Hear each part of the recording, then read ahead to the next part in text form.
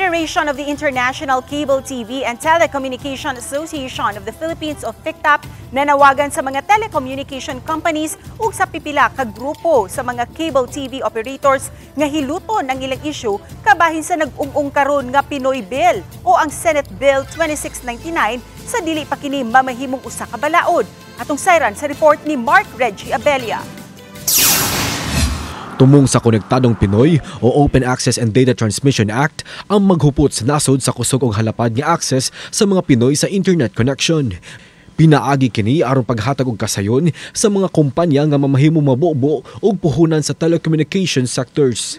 Certified as urgent ni Presidente Bongbong Marcos ang Konektadong Pinoy Bill nga napalabang na sa third and final reading sa Kongreso. I am appealing to our Congress and Senate and to the Office of the President kung pwede i-veto itong Konektadong Pinoy hanggat hindi natin ma-address fully well lahat ng problema na hindi nila naipasok.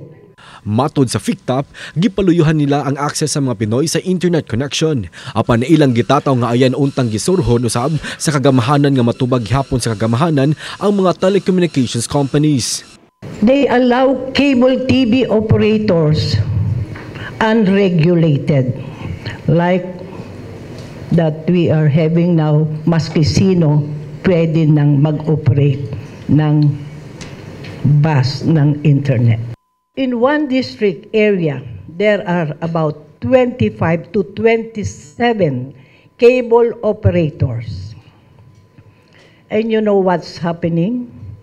They are killing each other. They are destroying their infrastructure.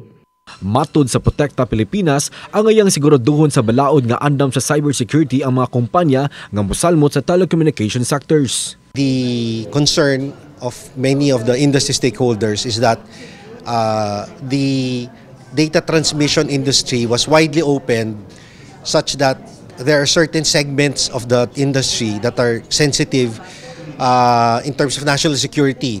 Uyon usab ang NTC o National Telecommunications Commission sa pipila ka mga sugyot sa mga representante sa mga telecommunications companies. We support the open access bill, but it's just that there are we have to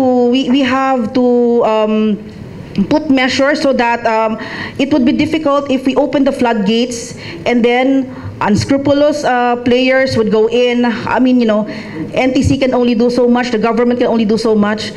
It's better if we do it before they enter the market. Misaad usab ang Department of Information and Communications Technology nga sa higayon nga mamahimo ng balaod ang Konektadong Pinoy Bill, hisgutan ang mga sugyot atol sa pagpanday na unya sa implementing rules and regulations. Itong mga concerns na rin ito ay napag-usapan na before bago maging maisabata, I mean, not really magka-draft ng law. So, itong mga issues na to is not new actually. Napag-usapan na nga before at it's really up to Congress para i-weigh in, and even if ma-weigh in naman ng Congress, I'm sure that pagbuo ng implementing rules and regulation para dito sa batas na ito sasang-ala-alang yung mga ganitong concerns. Kauban si Clarence Gabutin, Mark Reggie Abella, Balitang Bisdak.